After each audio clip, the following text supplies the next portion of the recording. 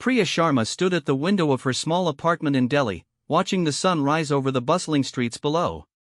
At 22, she possessed a determination that burned brighter than the morning sun, but today felt different. Today, she would walk into the Indian Military Academy's recruitment office and face the skeptical stares of officers who had already decided she didn't belong. The decision hadn't come easily. Growing up in a middle-class family in Rajasthan, Priya had always been different. While other girls her age played with dolls and dreamed of marriage, she collected toy soldiers and read books about great military leaders.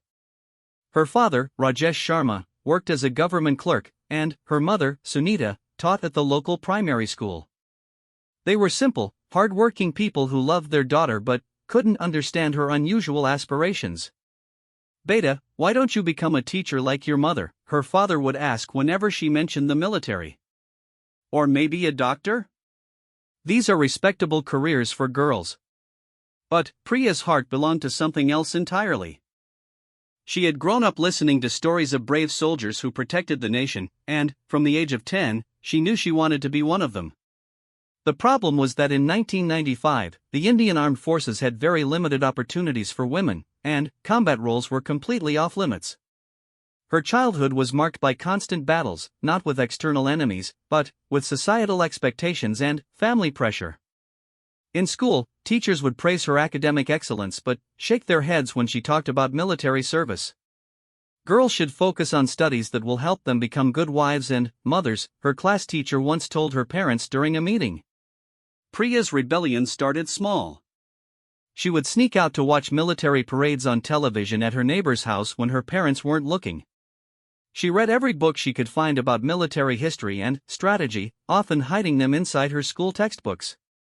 When other girls spent their pocket money on bangles and hair accessories, Priya saved every rupee to buy books about warfare and leadership. The turning point came when she was 15. A retired army colonel, Vikram Singh, moved into their neighborhood. Unlike everyone else, he didn't dismiss her dreams immediately. Instead, he tested her knowledge and was impressed by her dedication. "If you're serious about this," he told her one evening, "you need to start preparing now. The military doesn't care about your gender when it comes to physical and mental toughness." Colonel Singh became her unofficial mentor. He designed a rigorous training routine for her, including early morning runs, physical exercises, and lessons in military history and strategy. While other teenagers slept in on weekends, Priya was up at 5 in the morning, running through the streets of her small town, ignoring the curious stares and whispered comments from neighbors. Her parents initially opposed this arrangement. "What will people say about our daughter running around like a boy?" her mother worried. But Colonel Singh was persuasive. He convinced them that physical fitness and discipline were valuable qualities for any young person, regardless of their career choice. As months turned into years, Priya's transformation became evident. She developed remarkable physical strength and endurance, but, more importantly, she cultivated mental toughness that would serve her well in the challenges ahead. She learned to ignore taunts and criticism, focusing instead on her goals with laser-like precision. The academic pressure was intense too. Military academies demanded excellence in all subjects, and Priya knew she couldn't afford to be average. She studied late into the night, often by candlelight when power outages struck their area. Mathematics, science, history, geography, she excelled in everything, driven by the knowledge that her dream demanded nothing less than perfection. Her social life suffered considerably.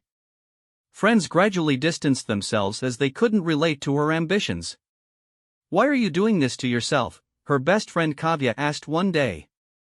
"No boy will want to marry a girl who acts like a soldier." "Maybe I don't want to get married," Priya replied, surprising herself with the conviction in her voice. "Maybe I want to serve my country instead." The comment reached her parents, leading to several heated discussions at home. Traditional expectations clashed with Priya's modern aspirations, creating tension that sometimes felt unbearable. There were nights when she questioned everything, wondering if it would be easier to give up and follow the path laid out for her. But, every morning, she would remember the stories of brave soldiers who had sacrificed everything for the nation. She thought about the women throughout history who had broken barriers and paved the way for others. These thoughts gave her strength to continue, even when the world seemed determined to hold her back. Her first major test came when she graduated from high school with top honors. The local newspaper wanted to interview the bright student who had secured the highest marks in the district. During the interview, when asked about her future plans, Priya boldly declared her intention to join the military. The article, published the next day, created a sensation in their small town. Some people admired her courage, but many others criticized her family for allowing such inappropriate ambitions.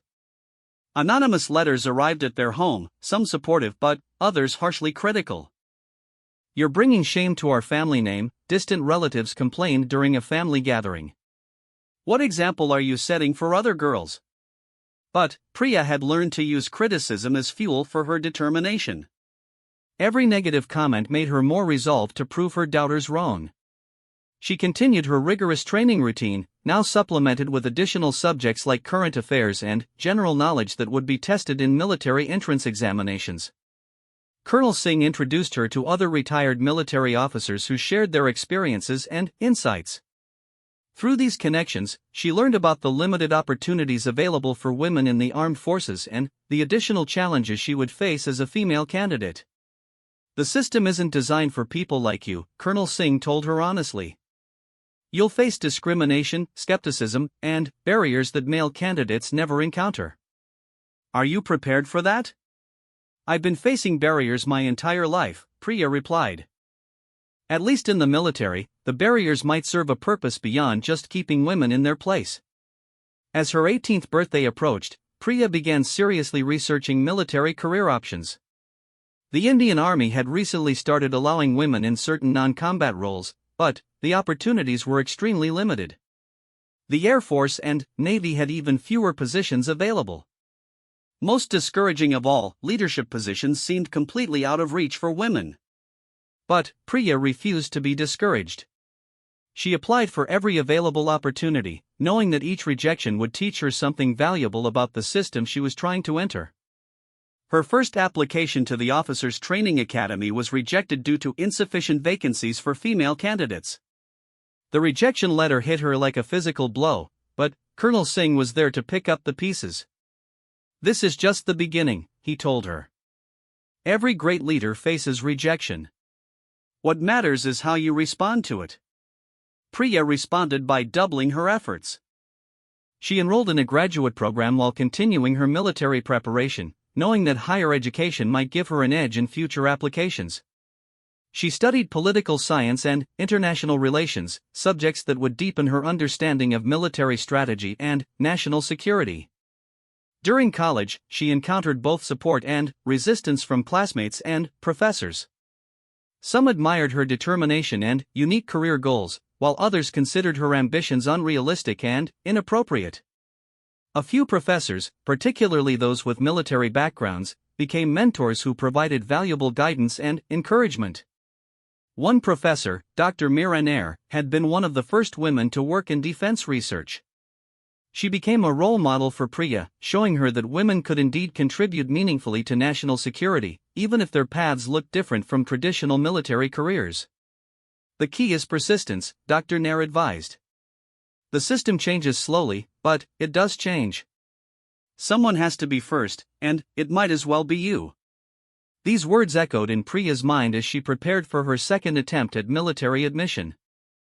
This time, she was older, more educated, and significantly more prepared for the challenges ahead.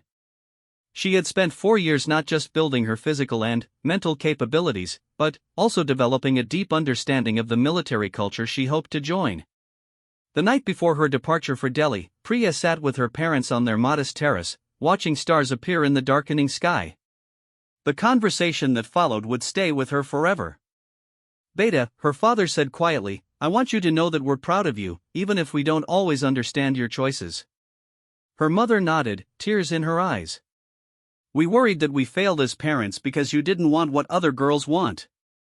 But now we see that maybe we succeeded in raising someone special." "I'm not special," Priya replied. "I just want to serve my country." "Is that so wrong?" "No," her father said firmly. "It's exactly right.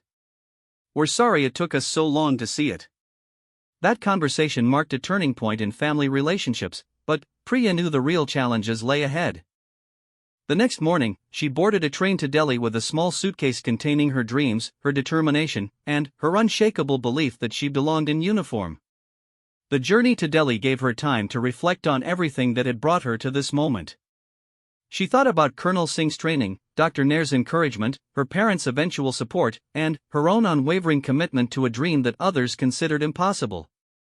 As the train pulled into New Delhi station, Priya gathered her belongings and stepped onto the platform. The bustling capital city stretched out before her, full of possibilities and challenges. Somewhere in this vast metropolis was an office where officers would decide whether a young woman from Rajasthan had what it took to serve in the Indian Armed Forces. Walking through the crowded streets toward her modest accommodation, Priya felt the weight of expectations, both positive and negative, that followed her. She carried the hopes of every girl who had ever dreamed of wearing a uniform, and the skepticism of everyone who believed such dreams were foolish.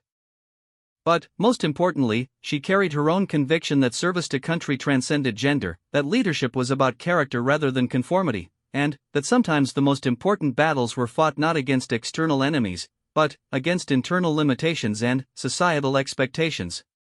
Tomorrow would bring new challenges, new opportunities to prove herself, and new chances to show that determination could overcome any obstacle.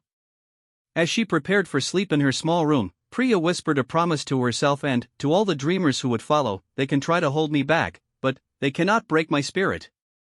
The dream that nobody believed in was about to face its ultimate test, and Priya Sharma was ready for whatever came next. The military recruitment office in Delhi buzzed with nervous energy as dozens of young men waited their turn for interviews and physical tests. Priya entered the building at exactly 8 in the morning, her crisp civilian clothes pressed to perfection and her documents organized in a neat folder. The moment she walked through the doors, conversations stopped and heads turned. "Excuse me, miss," a security guard approached her politely but firmly. "The civilian employment section is in the next building." "I'm here for the military officer recruitment process," Priya replied calmly, showing her appointment letter. The guard's expression shifted from confusion to disbelief. He studied the document carefully, as if expecting to find some error that would explain this unusual situation. Finding none, he reluctantly directed her to the waiting area where she took a seat among 30 male candidates. The awkwardness was tangible. Some candidates stared openly while others whispered among themselves. Priya had expected this reaction and had prepared herself mentally, but the reality still felt overwhelming. She focused on reviewing her notes, trying to ignore the curious glances and muffled comments around her. "Maybe she's here for the nursing corps," one candidate suggested to his friend, not bothering to lower his voice. "Or maybe she's lost," another added with a chuckle that others joined. Priya continued reading, but her cheeks burned with embarrassment and frustration. These would be her potential colleagues if she succeeded, yet they couldn't even imagine her as an equal. The reality of what she faced hit her harder than any training exercise Colonel Singh had put her through. When her name was called for the initial documentation review, she stood and walked toward the designated office with measured steps. The reviewing officer, Major Krishnan, was a stern man in his 40s who had spent his entire career in traditional military settings where women were rarely seen outside of support roles. "Miss Sharma," he began, adjusting his glasses as he examined her file, "I see you've applied for combat officer training. Are you certain you understand what this entails?" "Yes, sir. I've researched the requirements extensively and believe I'm well prepared for the challenges." Major Krishnan leaned back in his chair, studying her with the expression of someone trying to solve a puzzle. "The physical demands alone are tremendous. We've had male candidates with impressive athletic backgrounds fail to meet our standards." "I understand, sir. I've been training specifically for these challenges for several years." "Training with whom?" His tone carried subtle skepticism. "Under the guidance of retired Colonel Vikram Singh, sir. He's provided comprehensive preparation covering physical fitness, military knowledge, and leadership principles." The mention of Colonel Singh's name seemed to shift the major's attitude slightly. Military networks ran deep, and respected names carried weight. He made a note in her file before continuing. "Miss Sharma, I want to be frank with you. Even if you pass all our tests, the actual military environment may be more challenging than you anticipate. You would be among the first women in many situations, facing scrutiny and pressure that male officers never experience. I appreciate your honesty, sir. But I believe those challenges are worth facing if it means I can serve my country effectively. Major Krishnan studied her for a long moment before stamping her documents. Report for physical testing tomorrow at 0600 hours. Don't be late.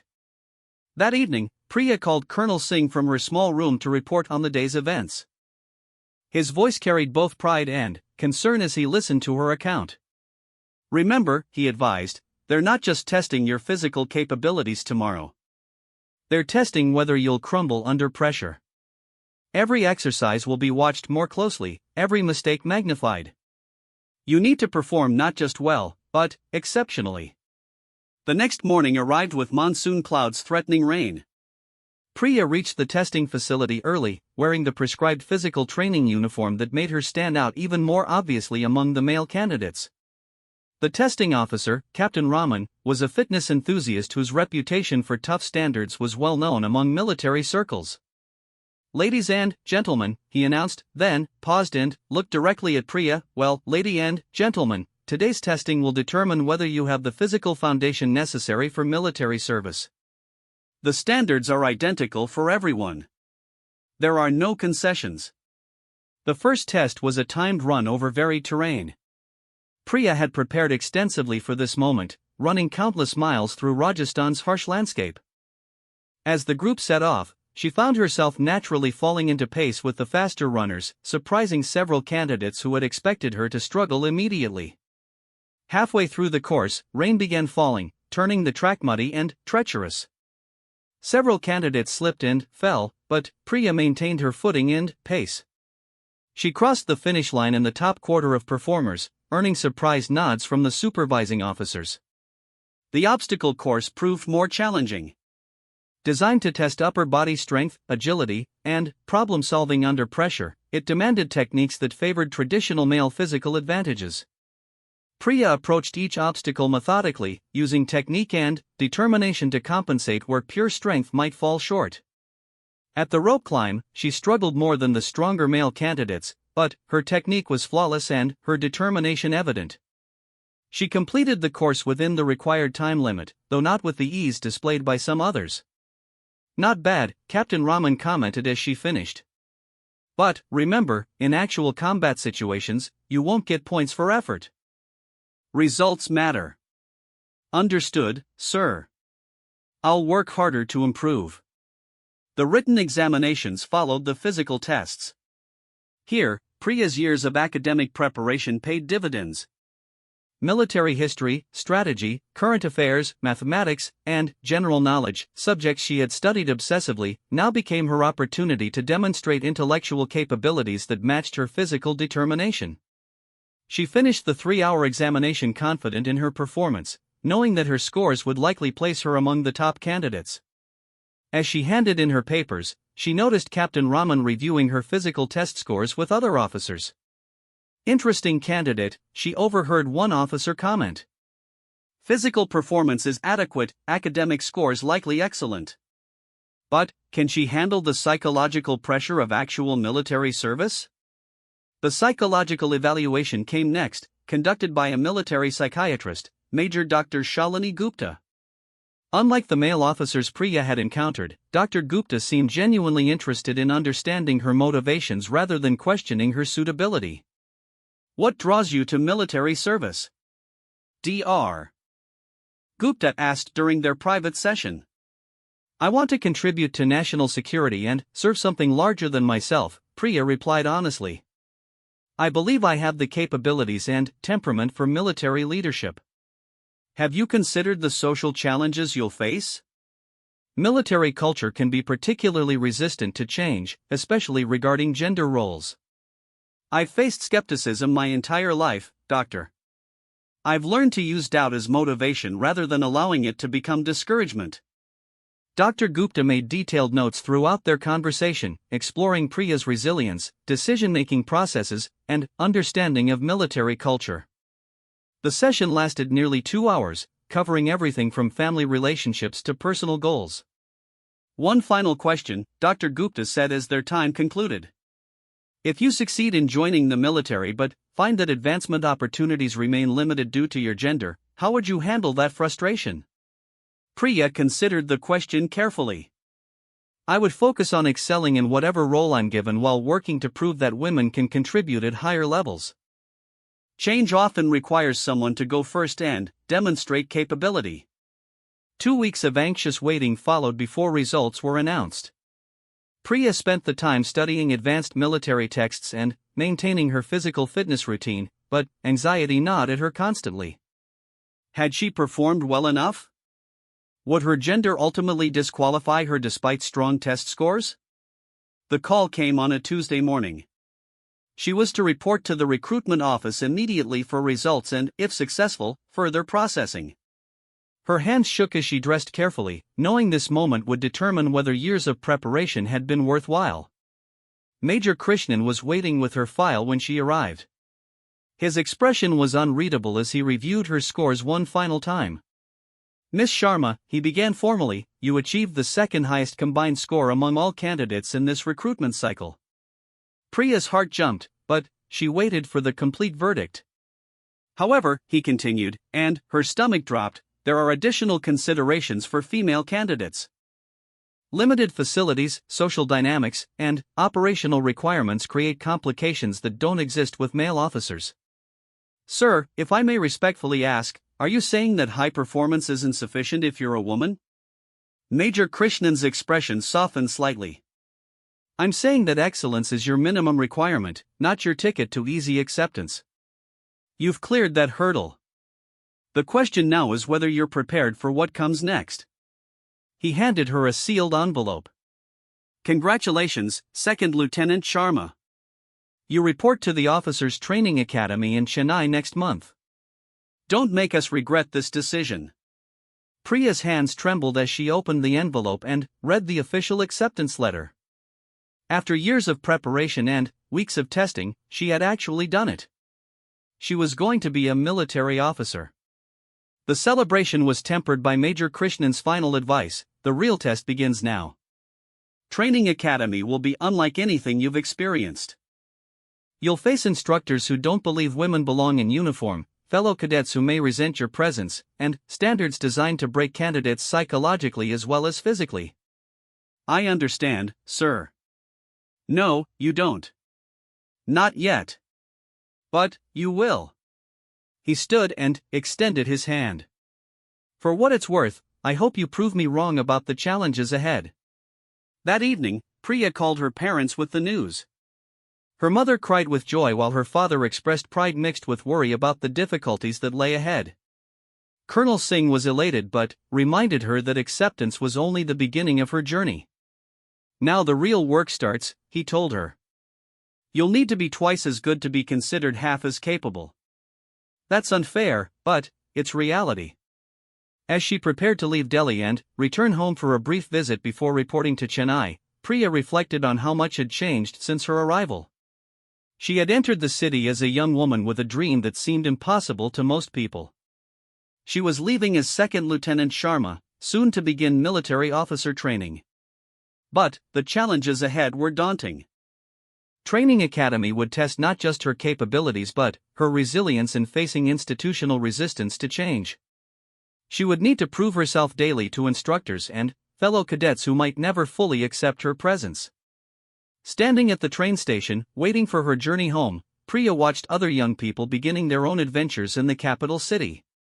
Some carried dreams of business success, others hoped for government careers, and a few pursued artistic ambitions. But how many carried the weight of changing an entire system on their shoulders? The train arrived, and as Priya found her seat, she thought about the months of training that awaited her. Physical challenges she could handle, her preparation had been thorough. Academic requirements held no fear, her mind was sharp and well prepared. The real test would be psychological, maintaining confidence and determination while surrounded by people who questioned her right to be there. But she had come this far by refusing to accept limitations that others try to impose. The military system might resist change, but it also valued results and performance above all else. If she could excel consistently, if she could prove her capabilities beyond any doubt, then, perhaps she could earn the respect that had been denied simply because of her gender. As the train carried her away from Delhi and toward her brief visit home, Priya clutched her acceptance letter and smiled. The dream that nobody had believed in was becoming reality, one hard-fought step at a time. The system had tried to hold her back, but it hadn't broken her spirit. Now came the opportunity to prove that excellence knew no gender, that leadership emerged from character rather than tradition, and that sometimes the most important victories were won by those who refused to accept defeat. The journey ahead would be difficult, but Priya Sharma was ready for whatever challenges awaited her at the Officers' Training Academy. The Officers' Training Academy in Chennai stood like a fortress against the coastal humidity, its imposing gates and manicured grounds reflecting decades of military tradition. Priya arrived on a sweltering August morning, her single suitcase containing everything she owned and her heart pounding with a mixture of excitement and apprehension. The reality of what she had undertaken hit her as she watched other new cadets saying goodbye to their families at the entrance. Unlike the emotional farewells around her, Priya's parents had said their goodbyes at the railway station in Delhi. They understood that their daughter needed to face this challenge without the distraction of family concerns, and she appreciated their wisdom. Standing alone among the crowd of new officers, she felt both vulnerable and determined. "First time away from home?" asked a friendly voice beside her. Priya turned to see a tall, athletic young man with kind eyes and a warm smile. "I'm Arjun Nair from Kerala. You look like you're carrying the weight of the world on your shoulders." "Something like that," Priya replied, managing a smile. "Priya Sharma from Rajasthan. And, yes, there's a lot riding on this for me."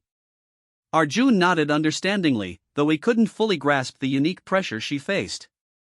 As they joined the queue for initial processing, Priya noticed how naturally the male cadets formed friendships and support networks. She would need to earn her place in these groups, proving herself worthy of inclusion rather than receiving it automatically.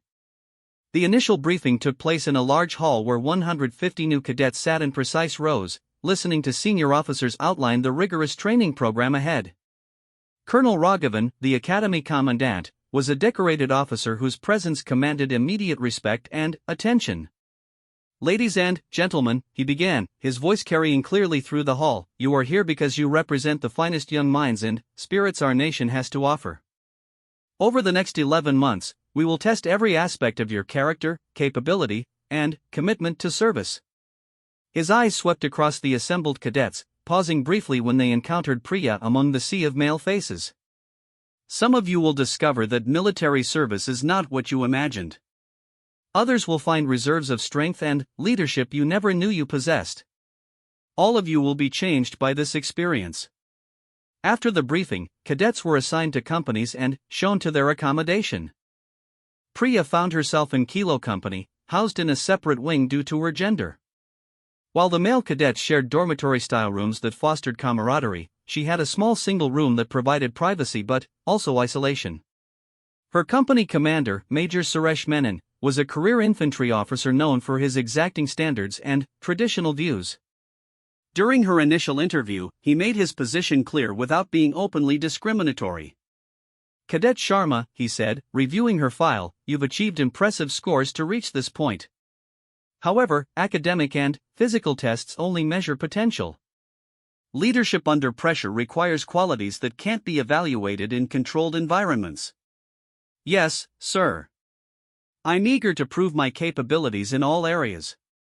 "I'm sure you are. But remember that officer training isn't just about individual achievement. You'll be responsible for soldiers' lives, making decisions under extreme stress, and maintaining unit cohesion in difficult circumstances. These responsibilities don't recognize gender, and neither will my evaluation of your performance." The first weeks of training were a blur of early mornings, intense physical exercise, classroom instruction, and constant evaluation. Priya threw herself into every activity with fierce determination, knowing that adequate performance wouldn't be sufficient. She needed to excel consistently to earn credibility among instructors and fellow cadets. Physical training proved especially challenging in the humid Chennai climate. While she had prepared extensively, the reality of training alongside naturally stronger male cadets highlighted the physical disadvantages she faced. During rope climbing exercises, she struggled more than others. In combat training, her smaller size created obvious challenges. But Priya refused to request any concessions or modifications. Instead, she developed strategies to maximize her performance within her physical capabilities. She studied technique obsessively, practiced additional hours when others rested, and approached every challenge with methodical preparation that often compensated for natural disadvantages. Her dedication didn't go unnoticed by her fellow cadets, though reactions were mixed. Some, like Arjun, admired her determination and offered support and encouragement. Others remained skeptical, viewing her presence as an experiment that might compromise unit effectiveness. "She's trying hard, but trying isn't enough in combat," she overheard one cadet telling another during a break between exercises. "When bullets start flying, you need strength and speed, not good intentions." The comment stung, but Priya used it as motivation to push harder. She spent extra time in the gym, worked with physical training instructors to improve her technique, and gradually closed the performance gap in many areas. What she couldn't match in raw strength, she compensated for with superior conditioning and mental toughness. Academic instruction provided opportunities for Priya to demonstrate capabilities that her male peers respected. Military history, strategy, logistics, and leadership theory were subjects where her extensive preparation showed clearly. During classroom discussions and practical exercises, her insights often impressed both instructors and fellow cadets. Captain Ravi Kumar, who taught military strategy, became one of her strongest advocates after witnessing her analytical capabilities during wargaming exercises. "Cadet Sharma has an exceptional understanding of strategic thinking," he commented during a company review. "Her approaches to complex problems consistently demonstrate creativity and sound judgment." But not all instructors were equally supportive. Major Vikas Pandey, who supervised field training exercises, remained openly skeptical about women in combat roles. During one particularly challenging exercise simulating urban warfare, he assigned Priya to lead a unit tasked with securing a defended position. "Let's see how your leadership performs under pressure," he told her as the exercise began. The scenario was designed to test decision-making under extreme stress, with multiple variables and no clearly correct solutions. Priya's team included several cadets who had previously questioned her capabilities, creating additional leadership challenges beyond the tactical requirements. As the exercise unfolded, Priya demonstrated calm judgment under pressure, effectively coordinating her team's movements while adapting to changing circumstances. When one of her team members was declared wounded by exercise controllers, she made the difficult decision to continue the mission while ensuring proper care for the casualty. Her tactical plan succeeded, but Major Pandey's debrief focused on perceived weaknesses rather than successful outcomes. "Acceptable performance," he concluded, "but I question whether these decisions would hold up under actual combat stress." The unfairness was evident to other cadets who had witnessed her performance. Arjun spoke up during the debrief. "Sir, with respect, Cadet Sharma's leadership was exemplary throughout the exercise. Her tactical decisions were sound and her team coordination was superior to many exercises I've observed." Major Pandey's response was sharp. "Cadet Nair, you're here to learn, not to evaluate your instructor's assessments." But the support from fellow cadets marked a turning point in Priya's academy experience. Gradually, she earned acceptance based on consistent performance and unshakable determination. The initial skepticism gave way to grudging respect, then to genuine camaraderie with many of her peers. Her breakthrough moment came during a grueling field exercise in the 6th month of training. The exercise simulated prolonged combat operations with minimal sleep, limited supplies, and constant pressure from opposing forces played by senior cadets and instructors. 3 days into the week-long exercise, many cadets were showing signs of physical and mental fatigue. Priya, despite her smaller physical frame, maintained her energy and focus through superior preparation and mental conditioning. When her company commander fell ill with food poisoning, she was unexpectedly placed in temporary command of 40 cadets. The promotion created immediate tension. Some cadets questioned whether she had the experience and capability to lead effectively in such challenging conditions. Others wondered if the instructors were setting her up for failure by placing her in an impossible situation. Priya approached the responsibility methodically. She consulted with her section leaders, analyzed the tactical situation carefully, and developed a comprehensive plan that played to each individual's strengths while maintaining unit cohesion. Most importantly, she led by example, taking on the most difficult and dangerous tasks herself. During a night movement to capture an enemy position, Priya volunteered to lead the reconnaissance patrol that would determine the approach route. The mission required crawling through muddy terrain for several hours, gathering intelligence while avoiding detection by enemy sentries. She returned with detailed information about enemy positions and weaknesses, enabling her company to execute a successful assault with minimal casualties. Her leadership during the entire operation earned praise from exercise controllers and respect from every cadet under her command. Major Menon, who had initially harbored doubts about her capabilities, was forced to acknowledge her success. "Outstanding leadership under difficult conditions," he wrote in her evaluation. Cadet Sharma demonstrated tactical competence, personal courage, and the ability to inspire confidence in subordinates during challenging circumstances. The recognition was gratifying, but Priya understood that each success only raised expectations for future performance. She couldn't afford to rest on achievements or assume that respect once earned would continue automatically. Every day brought new opportunities to either reinforce or undermine her credibility. As training progressed through advanced phases covering specialized military skills, Priya continued to face unique challenges. Weapons training revealed both her capabilities and limitations. While her marksmanship was excellent due to superior concentration and technique, the physical demands of handling heavy weapons systems created obvious difficulties. During one exercise with anti-tank weapons, she struggled with the weight and bulk of the equipment more than male cadets of similar experience.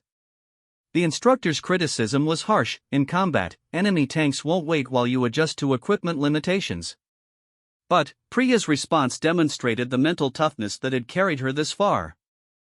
Instead of making excuses or requesting modifications, she spent additional hours training with the weapons until she could handle them competently, if not with the ease displayed by naturally stronger cadets. Her dedication impressed even skeptical instructors. Master Warrant Officer Singh, a grizzled veteran who supervised weapons training, eventually acknowledged her progress. "Cadet Sharma may not be the strongest in my classes, but she's certainly among the most determined. That counts for something in this profession." The social dynamics of academy life presented challenges beyond formal training requirements. While she had earned acceptance from most cadets based on her performance, the isolation of being the only woman in an overwhelmingly male environment sometimes felt overwhelming. Simple activities like casual conversations or recreational time required navigation of social boundaries that didn't exist for her male peers. However, strong friendships did develop with cadets who respected her abilities and appreciated her unique perspective. Arjun remained a close friend and advocate, but others also came to value her insights and contributions. Cadet Rajesh Gupta, initially one of her harshest critics, became an ally after witnessing her leadership during multiple exercises. "I was wrong about you," he told her during a quiet moment between training activities. "I thought having women in combat units would create problems and complications. But you've shown that capability matters more than gender, and your capabilities are exceptional." These friendships became crucial sources of support during the inevitable moments of doubt and discouragement. Military training was designed to test psychological resilience, and being the sole representative of her gender created additional pressure that sometimes felt unbearable. During one particularly difficult week when nothing seemed to go right, Priya found herself questioning whether the sacrifice and struggle were worthwhile. A failed navigation exercise, criticism from instructors, and exhaustion from months of intense training combined to create a crisis of confidence. But her friends rallied around her, offering perspective and encouragement that helped her regain focus. "You're not just here for yourself," Arjun reminded her. "Every woman who dreams of military service is watching what you accomplish. You can't let them down now." The reminder of her larger purpose rekindled Priya's determination. She wasn't just fighting to become an officer, she was fighting to prove that women belonged in uniform and could contribute meaningfully to national defense. That responsibility was both burden and motivation, driving her to continue when individual concerns might have suggested quitting. As the training year progressed toward its conclusion, Priya's position among her peers had been firmly established. She ranked in the top 10% academically, performed adequately in all physical requirements, and had demonstrated exceptional leadership capabilities during multiple exercises. The final major evaluation was a comprehensive exercise testing all skills learned during the training year. Cadets were required to plan and execute a complex operation involving multiple phases and requiring coordination between different specialty areas. Success demanded not just individual competence but the ability to work effectively with others under extreme pressure. Priya was assigned as second in command of her company's operation, a position that recognized her proven leadership abilities while acknowledging the continued barriers to full acceptance in traditional military hierarchy. The assignment was both honor and challenge, requiring her to demonstrate capabilities one final time before graduation. The exercise began before dawn and continued for 36 hours, testing physical endurance, mental resilience, and professional competence under conditions designed to simulate actual combat stress. Priya's performance throughout the exercise was flawless, earning praise from controllers and respect from fellow cadets who witnessed her contributions to their collective success. As the exercise concluded and cadets prepared for the final weeks before graduation, Priya reflected on how much had changed since her nervous arrival at the academy gates 11 months earlier. She had entered as an unknown quantity facing skepticism and doubt from nearly everyone around her. She was preparing to graduate as a respected leader who had earned her place through consistent excellence and unshakable determination. The transformation hadn't been easy or automatic. Every day had required proof of her worthiness, every exercise had been an opportunity to either advance or retreat in her peers' estimation. But she had met each challenge with preparation, courage, and an unwillingness to accept limitations that others tried to impose. Standing on the academy parade ground during a final rehearsal for graduation ceremonies, Priya looked out at the assembled cadets who would soon become her fellow officers in the Indian Armed Forces. Many had started as skeptics and were now genuine supporters who respected her abilities and valued her friendship. The dream that nobody had believed in was about to become official reality, but Priya understood that graduation was not an endpoint but a beginning. The real test of her capabilities would come in operational assignments where she would need to earn respect from new colleagues who might not have witnessed her academy performance. But she was ready for those challenges. 11 months of intensive training had prepared her not just professionally but psychologically for the battles ahead. She had learned to turn doubt into motivation, criticism into improvement, and barriers into stepping stones toward her goals. As she prepared for the graduation ceremony that would officially make her second Lieutenant Priya Sharma of the Indian Army, she thought about all the people who had supported her journey and all the women who would follow in her footsteps. The barriers were breaking, slowly but inevitably, and she was proud to be part of that historic transformation. The academy had tried to hold her back through institutional skepticism and social pressure, but it had ultimately recognized excellence when consistently demonstrated. Now she was ready to take that lesson into the wider military world, where even greater challenges and opportunities awaited. Second Lieutenant Priya Sharma stepped off the military transport aircraft at Srinagar Airfield, her boots touching the tarmac of one of India's most challenging operational areas. The crisp mountain air carried a tension that no training exercise could replicate. This was Kashmir, where theoretical knowledge would meet the harsh realities of active military operations. Her posting to the 15th Rajput Regiment stationed in the Kashmir Valley came as both an honor and a test. The regiment had a distinguished combat history and a culture that valued traditional military virtues above all else. As the first woman officer to serve with the unit, Priya understood that her every action would be scrutinized and judged against standards that had never been applied to female officers before. Colonel Ashok Malik, the commanding officer, greeted her with professional courtesy but unmistakable reserve. A veteran of multiple border conflicts, he had built his career on proven methods and tested approaches. The addition of a woman officer to his combat unit represented an experiment he hadn't requested and wasn't entirely comfortable conducting. "Lieutenant Sharma," he said during their initial meeting, "your academy record is impressive, but Kashmir operations present unique challenges that can't be fully simulated in training environments. You'll be assigned to Charlie Company under Major Rajesh Thakur. He's been briefed on your situation and will ensure you're properly integrated into our operational procedures. The phrase "your situation" struck Priya as telling. Her gender was still being treated as a complication to be managed rather than simply another aspect of military personnel administration. But she had expected this attitude and was prepared to demonstrate her capabilities through performance rather than protest. Major Thakur proved to be a fair-minded professional who judged his officers by results rather than preconceptions. A seasoned soldier with 15 years of experience in counterinsurgency operations, he had initially harbored doubts about women in combat roles but was willing to be convinced by evidence. "Lieutenant," he explained during her company briefing, "Charlie Company is responsible for a 15-kilometer sector along the line of control. We conduct regular patrols, maintain observation posts, and respond to infiltration attempts. It's dangerous work that requires split-second decisions and absolute trust between team members." Priya's first assignment was to lead a routine patrol along a border section that had been quiet for several weeks. The mission seemed straightforward: a standard reconnaissance patrol to maintain presence and gather intelligence about enemy activities across the border. What she didn't know was that Major Thakur had deliberately chosen this assignment to observe her performance under operational conditions without exposing her to excessive risk.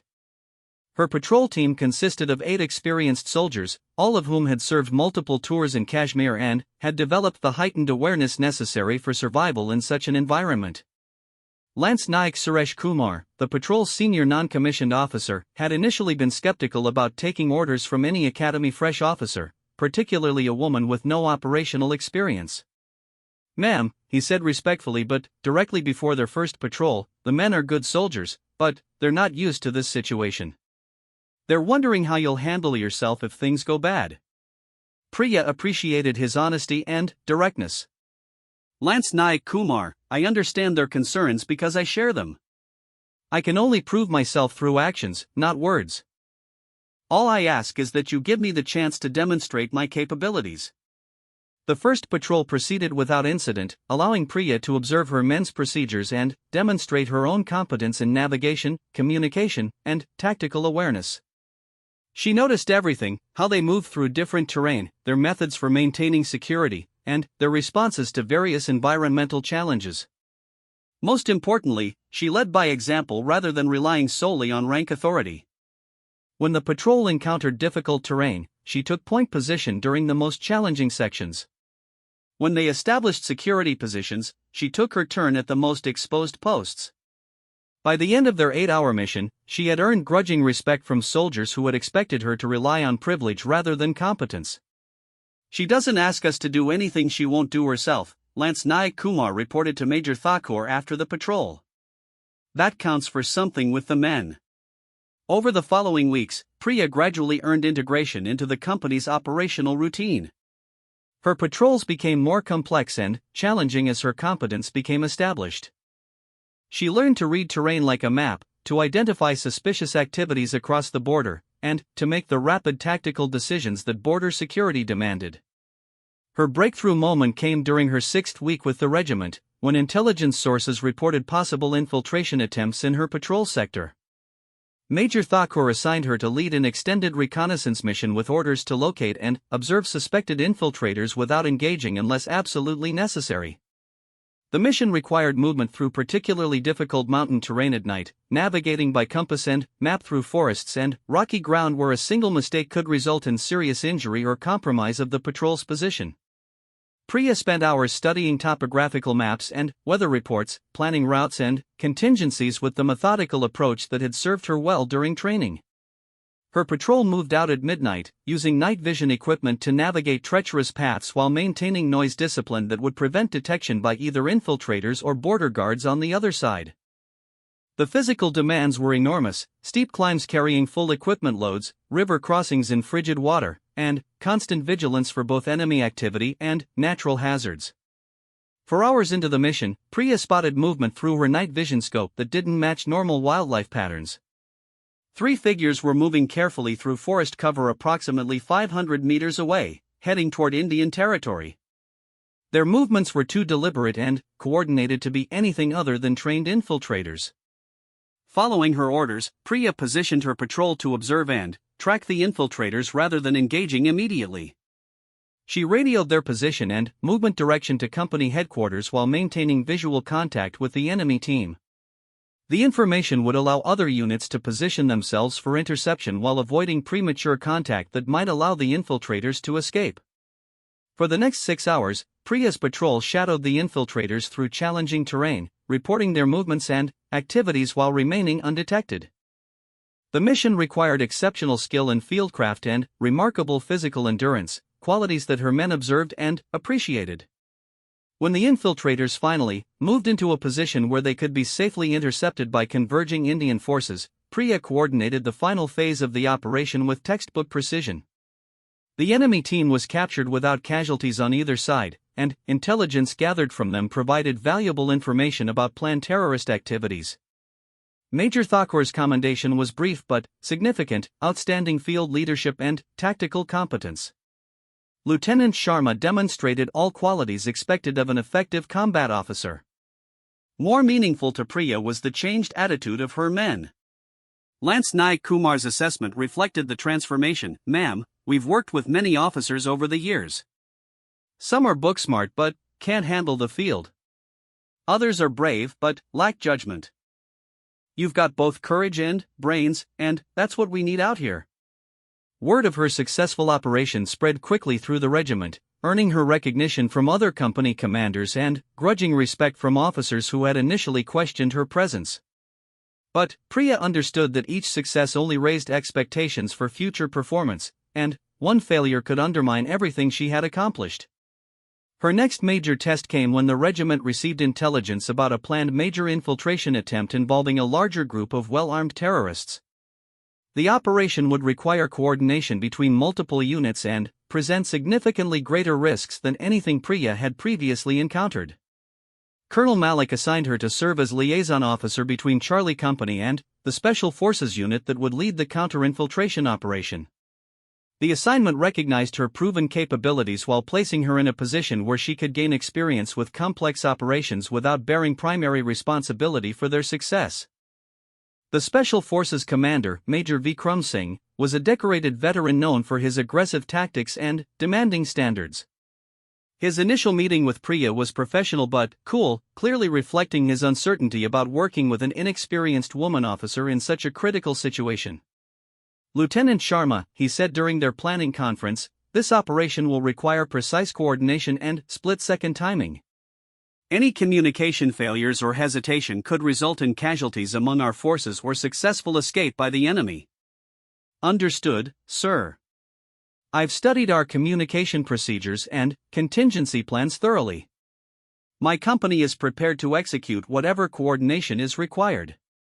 The operation began at dawn with multiple teams moving into position along predicted infiltration routes.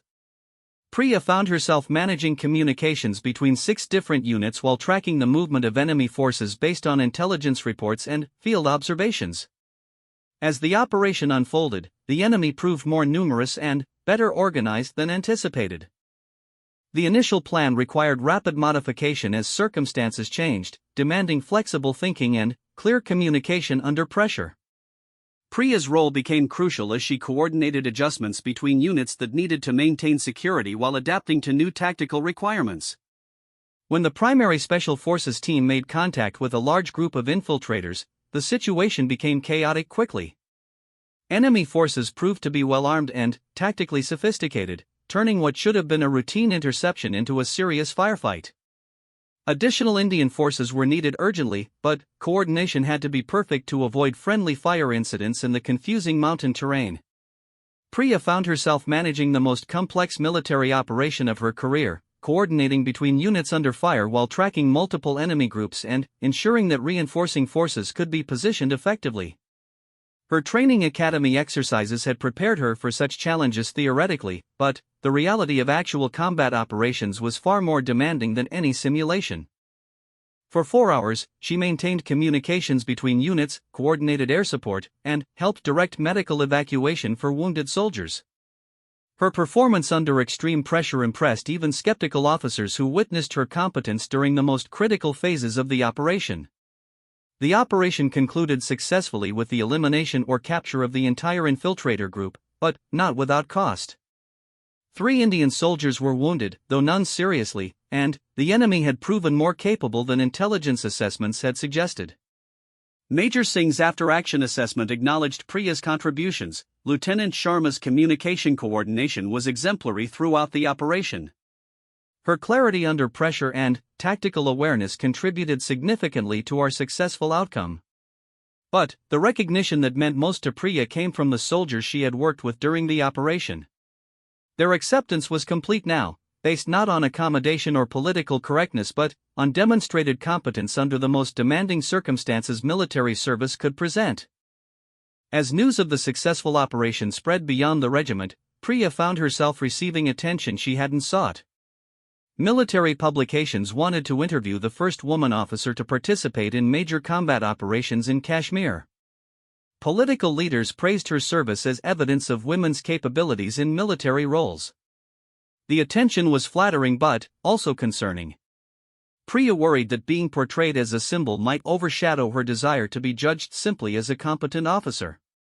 She wanted recognition based on performance rather than novelty, and the media focus threatened to reduce her achievements to gender politics rather than military excellence. Colonel Malik called her in for a frank discussion about managing the publicity and its implications for her career and the regiment's mission. "Lieutenant Sharma," he said, "your service has been exemplary, but this attention creates complications we need to address carefully." "Sir, I never sought publicity. I just want to do my job effectively." "I understand, but your presence here was always going to attract attention eventually. The question is how we manage that attention to protect both your career development and the regiment's operational effectiveness." They agreed that Priya would continue her duties without seeking or avoiding media attention, letting her performance speak for itself while maintaining focus on military rather than political objectives. The approach proved wise as subsequent operations allowed her to demonstrate consistent competence without the distraction of constant publicity. Over the following months, Priya became fully integrated into the regiment's operations, participating in increasingly complex missions and earning advancement to more responsible positions. Her success opened doors for other women officers who followed, but it also established expectations that future female officers would need to meet. The transformation in attitudes was gradual but unmistakable. Officers who had initially viewed her assignment as an experiment began treating her simply as another competent member of the team. Soldiers who had once questioned her capabilities now competed to serve under her command, recognizing that her leadership style combined high standards with genuine care for their welfare. Major Thakur's recommendation for her promotion to first lieutenant reflected the complete acceptance she had earned. "Lieutenant Sharma has demonstrated all qualities required for effective leadership in combat operations. Her tactical competence, personal courage, and ability to inspire confidence in subordinates mark her as an officer of exceptional potential." The promotion ceremony took place at the regimental headquarters with full military honors, attended by officers and soldiers who had witnessed her journey from uncertain newcomer to respected leader. Colonel Malik's address acknowledged both her individual achievements and their broader significance for military service. "First Lieutenant Sharma has proven that excellence recognizes no boundaries of gender or background," he told the assembled personnel. "She has earned her place in this regiment through competence, courage, and commitment to service. That is how all officers should be judged." As Priya accepted her new rank insignia, she thought about the journey that had brought her to this moment. From a young woman with impossible dreams in rural Rajasthan to a combat-proven officer in one of India's most challenging operational areas, every step had required proof of worthiness that her male colleagues never faced. But the struggles had also provided opportunities that might not have existed otherwise. Her unique position had demanded excellence that ultimately made her a better officer than she might have become under normal circumstances. The barriers that were meant to hold her back had instead forged capabilities that now commanded genuine respect. Looking out at the assembled soldiers and officers, Priya saw faces that reflected acceptance earned through shared hardship and proven competence. These men had learned to trust her judgment in situations where mistakes could cost lives, and their confidence represented validation more meaningful than any medal or commendation. The field operations in Kashmir had tested every aspect of her character and capabilities, subjecting her to challenges that revealed both strengths and limitations while demanding constant growth and adaptation. She had proven herself not as a symbol or experiment, but as a professional soldier capable of leading others under the most demanding circumstances. As she prepared for new assignments and greater responsibilities, Priya carried with her the confidence that came from having faced the ultimate test of military leadership, earning the respect and trust of soldiers in combat operations. The dream that nobody had believed in was now established reality, opening pathways for others while proving that determination could indeed overcome any obstacle. The barriers were breaking, one successful mission at a time, and First Lieutenant Priya Sharma was ready for whatever challenges lay ahead in her continuing journey toward the command position that had always been her ultimate goal. 8 years after stepping off that transport aircraft in Srinagar as a nervous second lieutenant, Lieutenant Colonel Priya Sharma walked through the corridors of Army headquarters in New Delhi with the confident stride of an officer who had earned her place through unwavering excellence. At 30, she was about to receive the assignment that would mark the pinnacle of her military career, command of her own battalion. The journey from that uncertain young woman facing skeptical stares to this moment had been marked by consistent performance, gradual acceptance, and the slow but irreversible transformation of an institution that had once seemed impenetrable to change. Her service record now included multiple commendations, successful command positions at every level, and the respect of colleagues who judged her by results rather than gender. General Arun Kapoor, the Chief of Army Staff, reviewed her file one final time before their meeting. Her performance evaluations told a story of exceptional leadership development, outstanding ratings in every assignment, rapid promotion through competitive selection boards, and endorsements from senior commanders who had initially harbored doubts about women in combat roles. "Lieutenant Colonel Sharma," he said as she entered his office, "congratulations on your selection for battalion command. The 3rd Battalion, Rajput Regiment is being reconstituted after reorganization, and you'll have the opportunity to shape its culture and operational capabilities from the foundation up." The assignment was both honor and challenge. Taking command of an established unit with existing traditions would have been difficult enough, but building a new battalion from selected personnel drawn from multiple units would require exceptional leadership skills and strategic vision. "Thank you, sir. I'm honored by the confidence you're placing in me and ready to undertake this responsibility." General Kapoor leaned back in his chair, studying the officer before him. "Priya, I want to be frank with you about what this assignment represents. You'll be the first woman to command a combat battalion in the Indian Army. That designation brings both opportunities and burdens that male commanders never face." She nodded, understanding the implications completely. "Sir, I've spent my entire career proving that women can serve effectively in combat roles. This assignment is the natural progression of that demonstration." "Indeed. But success in this position will require more than individual competence. You'll need to build unit cohesion among officers and soldiers drawn from different regimental backgrounds while maintaining operational readiness and preparing for potential deployment to active theaters." The complexity of the assignment was exactly what Priya had prepared for throughout her career. Every challenging posting, every difficult operation, and every barrier overcome had been preparation for this moment when she would finally have the opportunity to lead at the highest tactical level. Her first meeting with the battalion's senior officers took place at the unit's new base in Rajasthan, ironically near her hometown where her military dreams had first taken shape. The assembled captains and majors represented the best officers available from their previous units, selected for their professional competence and leadership potential. Major Rajesh Gupta, her former academy classmate who had become her executive officer, introduced each officer and provided background on their specialties and experience. The group included combat veterans, technical specialists, and administrative experts who would form the battalion's leadership nucleus. "Gentlemen," she addressed the assembled officers, "we have the opportunity to build something exceptional here. This battalion will be judged not by its history but by its performance, and I intend for that performance to set new standards for excellence in the Indian Army."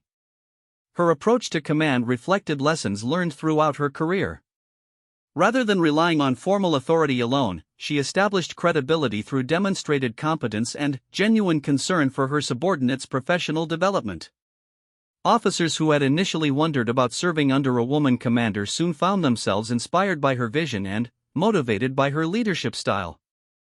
The first major test came during advanced training exercises designed to prepare the battalion for potential operational deployment.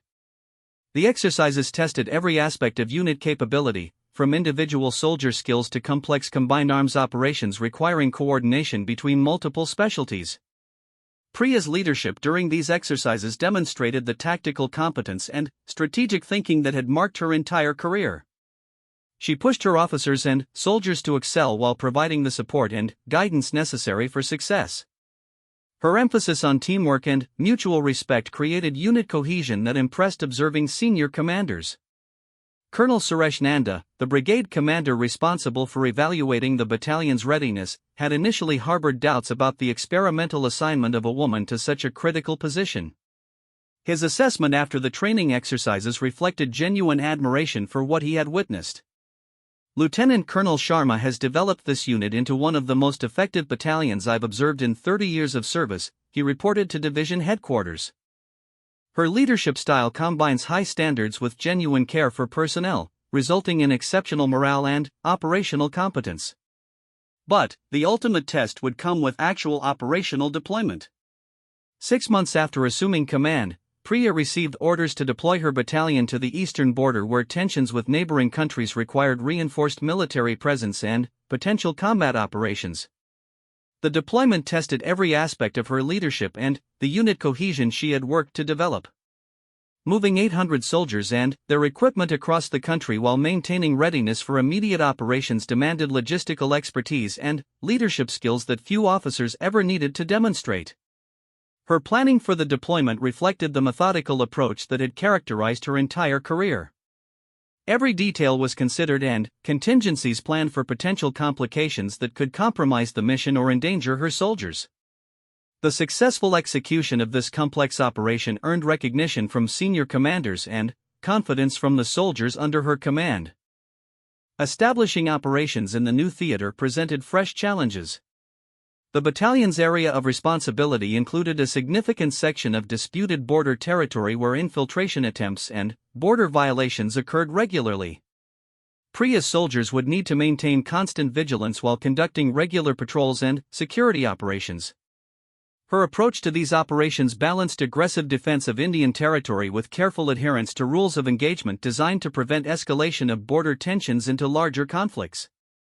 She personally led planning sessions for major operations while ensuring that junior officers received the experience and training necessary for their own career development.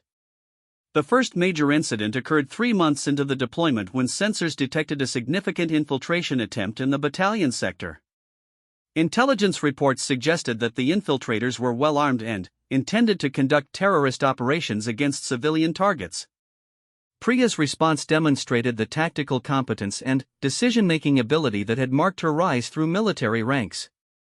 She coordinated a complex operation involving multiple companies, artillery support, and air surveillance assets to locate and neutralize the infiltrators before they could escape or reach their intended targets. The operation's success required 12 hours of continuous coordination between diverse military assets while maintaining security that prevented the infiltrators from detecting Indian response preparations. Priya directed these efforts from the Tactical Operations Center, making rapid decisions as situations developed and ensuring that all elements remained coordinated despite changing circumstances.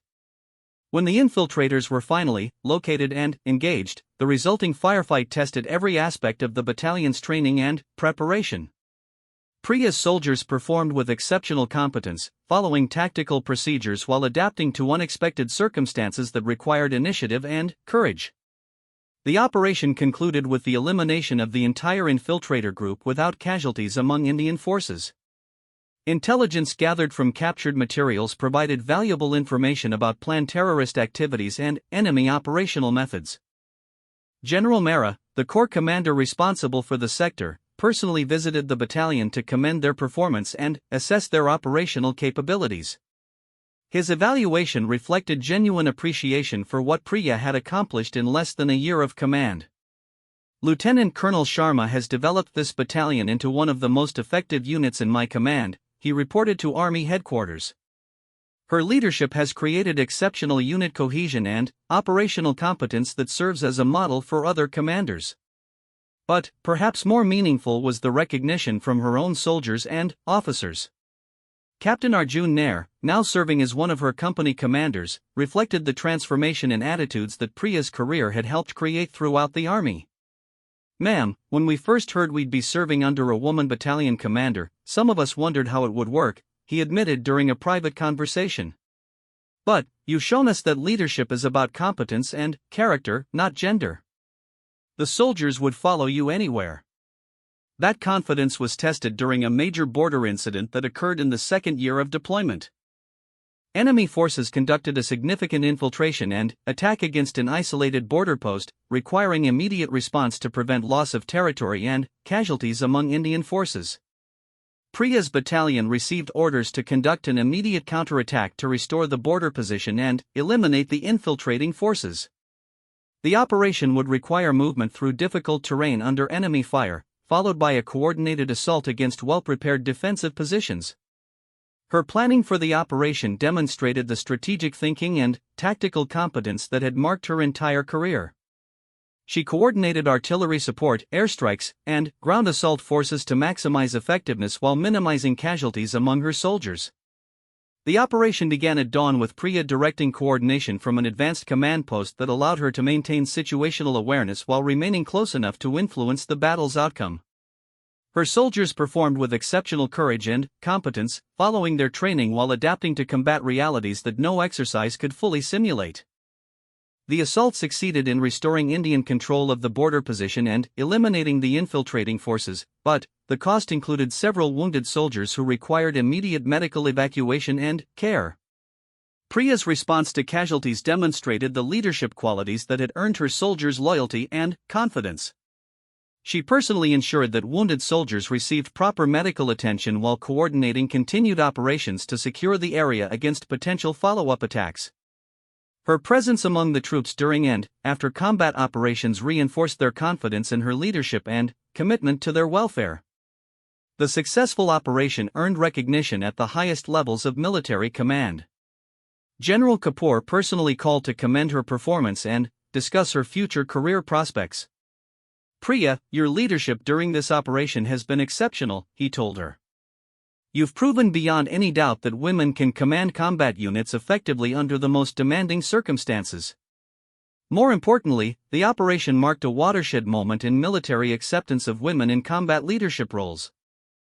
Officers throughout the Army who had questioned such assignments could no longer deny the evidence of successful performance under actual combat conditions." Major General Ashok Sharma, the divisional commander, recommended Priya for accelerated promotion and assignment to higher command positions. "Lieutenant Colonel Sharma represents the future of military leadership in the Indian Army," he wrote in his evaluation. "Her exceptional performance warrants assignment to positions of greater responsibility." The recommendation led to her selection for the prestigious National Defense College course that would prepare her for senior command and staff positions. Acceptance to the course represented recognition of her potential for general officer rank and positions of strategic responsibility. During the year-long course, Priya studied alongside the most promising officers from all three services, analyzing strategic problems and developing solutions for complex national security challenges.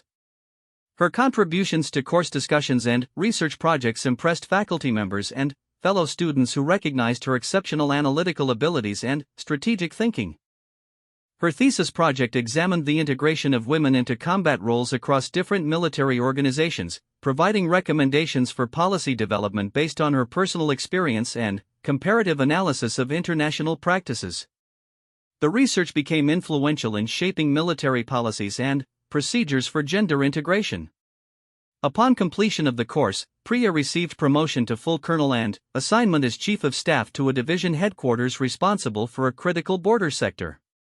The position placed her in line for brigade command and eventual promotion to general officer rank. Her performance in staff positions demonstrated the same excellence that had marked her operational commands. She developed training programs, operational procedures, and administrative systems that improved efficiency and effectiveness across multiple units under divisional control. But, it was her selection for brigade command that truly marked her arrival at the pinnacle of military leadership. At 35, Colonel Priya Sharma became the first woman to command a combat brigade in the Indian Army, responsible for 3 battalions and all military operations in a strategically critical sector. The ceremony marking her assumption of command was attended by senior military and political leaders who recognized the historic significance of the moment. General Kapoor delivered remarks that acknowledged both her individual achievements and their broader meaning for military service. Brigadier Sharma has earned this position through exceptional performance at every level of command, he told the assembled audience. Her success demonstrates that military excellence recognizes no boundaries of gender, background, or circumstance. She represents the best traditions of Indian military service while pointing toward its future development. As Priya received the brigade colors and accepted responsibility for the thousands of soldiers under her command, she thought about the journey that had brought her to this moment. From a young woman whose dreams seemed impossible to those around her, through years of proving herself at every step, to this position where her competence was simply assumed rather than questioned. The skeptical stares that had greeted her first day in the recruitment office had given way to salutes of respect from soldiers who trusted her judgment completely. The barriers that once seemed insurmountable had been overcome through persistence, competence, and an unwillingness to accept limitations imposed by others. Looking out at the assembled troops during her first brigade parade, Priya saw faces that reflected acceptance earned through shared service and proven leadership. These soldiers, men and women, young and experienced, from every part of India, represented the changing face of military service and the expanding opportunities for excellence regardless of background. Her address to the brigade reflected the leadership philosophy developed throughout her career: we serve together not because of our similarities but because of our shared commitment to something greater than ourselves. Excellence is our standard, service is our purpose, and each other is our strength. The response from her soldiers was immediate and enthusiastic, reflecting the confidence and pride that effective leadership could inspire. As applause echoed across the parade ground, Priya realized that she had finally achieved the goal that had seemed impossible to everyone except herself. She was no longer the woman trying to prove she belonged in uniform. She was the commander that everyone respected, leading not because she had overcome barriers but because she had demonstrated the competence and character that effective leadership required. The dream that nobody had believed in had become established reality, opening pathways for others while proving that determination, excellence, and unwavering commitment to service could overcome any obstacle. They had tried to hold her back, but Priya Sharma had become exactly what she had always known she could be: a leader worthy of the soldiers' trust and the nation's confidence. Standing before her brigade as its commanding officer, she embodied the transformation of an institution that had learned to judge individuals by their contributions rather than their conformity to traditional expectations.